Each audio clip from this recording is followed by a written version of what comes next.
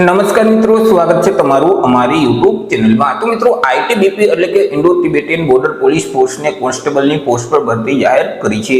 તો આ ભરતી વિશે આપણે તમામ પ્રકારની માહિતી આજના વિડીયોમાં મેળવીશું, પરંતુ તે પહેલા વિડીયો ગમે તો લાઈક અને શેર કરી દેજો। ચેનલમાં નવા હોય તો ચેનલને સબસ્ક્રાઇબ કરી દેજો। તો ચાલો મિત્રો, વિડીયોની શરૂઆત કરીએ।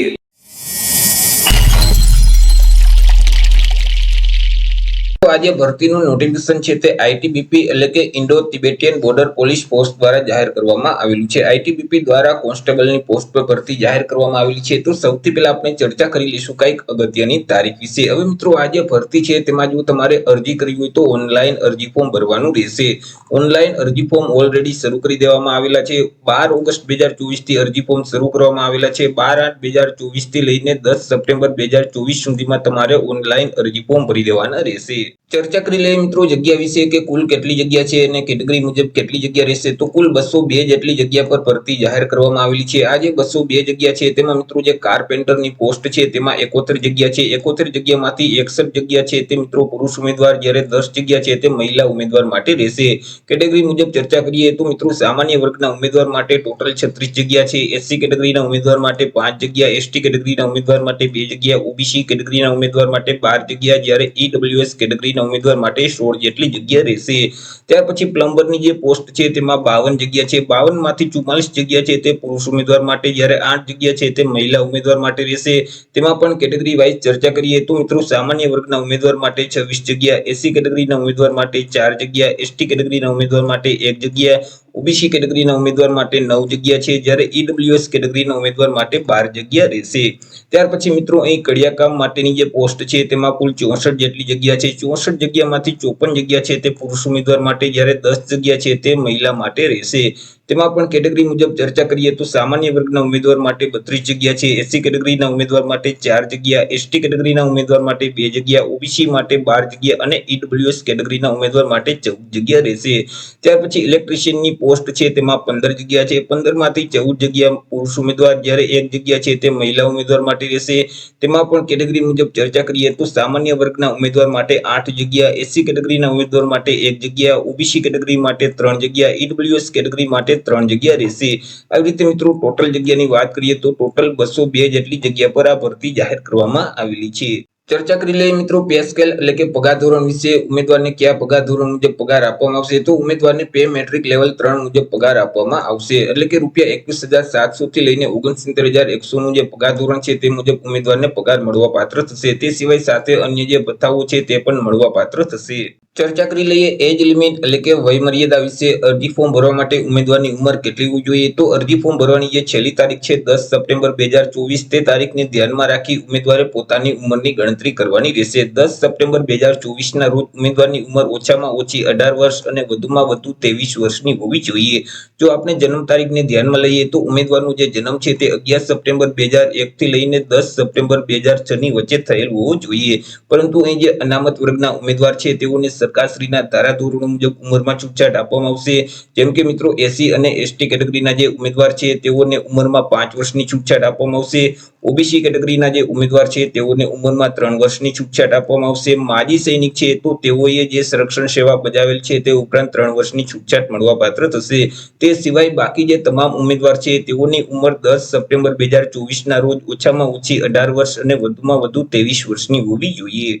ચર્ચા કરી લઈએ એજ્યુકેશન ક્વોલિફિકેશન એટલે કે શૈક્ષણિક લાયકાત વિશે। અરજી ફોર્મ ભરવા માટે ઉમેદવારની શૈક્ષણિક લાયકાત કેટલી હોવી જોઈએ? તો કે ઉમેદવારોએ કોઈ પણ સરકાર માન્ય બોર્ડમાંથી ધોરણ 10 ની પરીક્ષા અથવા તો તે સમકક્ષની પરીક્ષા પાસ કરેલ હોવી જોઈએ। સાથે સાથે જે ટ્રેડમાં તમારે અરજી ફોર્મ ભરવું છે તે 1 વર્ષનો ટ્રેડ છે તે આઈટીઆઈ માંથી પાસ કરેલ હોવો જોઈએ। જેમ કે કાર્પેન્ટર છે, પ્લમ્બર છે, મેસન છે, ઇલેક્ટ્રિશિયન છે, જે ટ્રેડમાં તમારે અરજી ફોર્મ ભરવું છે તે ટ્રેડ આઈટીઆઈ માંથી પાસ કરેલ હોવો જોઈએ।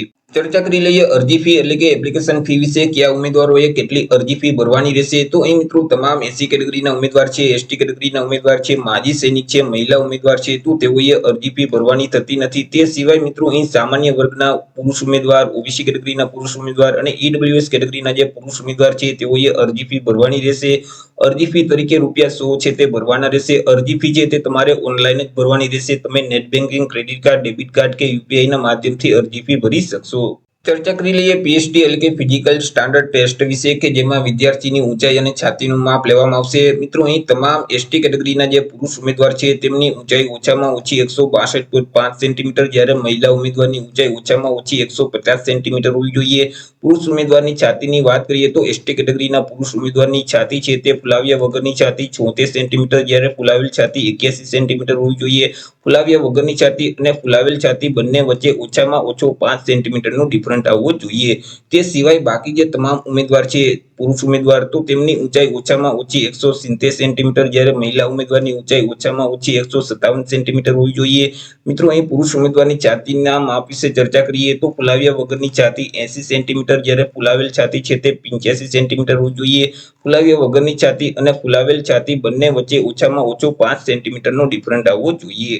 પીઈટી એટલે કે ફિઝિકલ એફિશિયન્સી ટેસ્ટ વિશે આપણે ચર્ચા કરીએ તો તેમાં સૌથી પહેલા પુરુષ ઉમેદવાર વિશે વાત કરીએ તો પુરુષ ઉમેદવારોએ 1600 મીટર એટલે કે 1.6 કિલોમીટરની દોડ કરવાની રહેશે કે જે 7 મિનિટ અને 30 સેકન્ડમાં પૂરી કરવાની રહેશે। ત્યાર પછી 11 ફૂટની લાંબી કૂદ અને 3.5 ફૂટની ઊંચી કૂદ કરવાની રહેશે। લાંબી કૂદ અને ઊંચી કૂદ બંને માટે 3 ચાન્સ તમને આપવામાં આવશે। મહિલા ઉમેદવાર વિશે ચર્ચા કરીએ તો મહિલા ઉમેદવારોએ 800 મીટરની દોડ કરવાની રહેશે કે જે 4 મિનિટ અને 45 સેકન્ડમાં પૂરી કરવાની રહેશે। ત્યાર પછી 9 ફૂટની લાંબી કૂદ અને 3 ફૂટની ઊંચી કૂદ કરવાની રહેશે। લાંબી કૂદ અને ઊંચી કૂદ બંને માટે તમને 3 ચાન્સ આપવામાં આવશે। પીઈટી અને પીએસટી પછી મિત્રો આગળ તમારે લેખિત પરીક્ષા આપવાની રહેશે કે જે 100 માર્કની રહેશે અને તે ઓબ્જેક્ટિવ પ્રકારની રહેશે એટલે કે તેમાં એમસીક્યુ પ્રકારના પ્રશ્ન પૂછવામાં આવશે। આ જે લેખિત પરીક્ષા છે તે OMR આધારિત અથવા તો સીબીટી એટલે કે કોમ્પ્યુટર બેઝ ટેસ્ટ મારફતે લેવામાં આવશે। હવે મિત્રો અહીં તમને જે ક્વેશ્ચન પેપર આપવામાં આવશે તેમાં 100 એમસીક્યુ પ્રકારના પ્રશ્ન પૂછવામાં આવશે। એક પ્રશ્નનો 1 માર્ક, એવી રીતે 100 માર્કનું પેપર રહેશે। પેપર લખવા માટે તમને 2 કલાકનો સમયગાળો આપવામાં આવશે। મિત્રો અહીં અભ્યાસક્રમ વિશે ચર્ચા કરીએ તો અહીં જનરલ ઇંગ્લિશ સંબંધિત 20 પ્રશ્ન પૂછવામાં આવશે કે જેમના 20 માર્ક રહેશે। હિન્દી સંબંધિત 20 પ્રશ્ન પૂછવામાં આવશે કે તેમના પણ 20 માર્ક રહેશે। જીકેના પ્રશ્ન છે તે પણ 20 પ્રશ્ન પૂછવામાં આવશે કે તેમના પણ 20 માર્ક રહેશે। ક્વોન્ટિટેટિવ એપ્ટિટ્યુડ ટેસ્ટને લગતા 20 પ્રશ્ન પૂછવામાં આવશે કે તેમના પણ 20 માર્ક રહેશે અને સિમ્પલ રીઝનિંગના દાખલાઓ છે તે 20 દાખલાઓ પૂછવામાં આવશે કે તેમના પણ 20 માર્ક રહેશે। આવી રીતે મિત્રો કુલ 100 એમસીક્યુ પ્રકારના પ્રશ્ન પૂછવામાં આવશે। એક પ્રશ્નનો 1 માર્ક, એવી રીતે 100 માર્કનું પેપર રહેશે। પેપર લખવા માટે તમને 2 કલાકનો સમયગાળો આપવામાં આવશે અને મિત્રો અહીં જે લેવલ છે તે ધોરણ 10 લેવલના દાખલાઓ છે અને પ્રશ્નો છે તે પૂછવામાં આવશે। મિત્રો આ પરીક્ષામાં પાસ થવા માટે સામાન્ય વર્ગના તમામ ઉમેદવાર અને ઈડબ્લ્યુએસ કેટેગરીના જે તમામ ઉમેદવાર છે તેઓએ ઓછામાં ઓછા 35% ફરજિયાત લેવાના રહેશે। તે સિવાય એસસી કેટેગરી, એસટી કેટેગરી અને ઓબીસી કેટેગરીના તમામ ઉમેદવાર છે તેઓએ પાસ થવા માટે ઓછામાં ઓછા 33 માર્ક ફરજિયાત લેવાના રહેશે।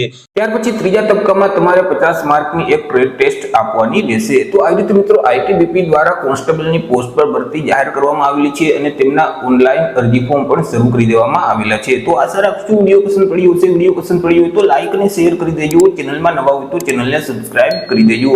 ફરી મળીશું એક નવા ટોપિક સાથે એક નવા જ વિડીયોમાં। ત્યાર સુધી જય હિન્દ, વંદે માતરમ।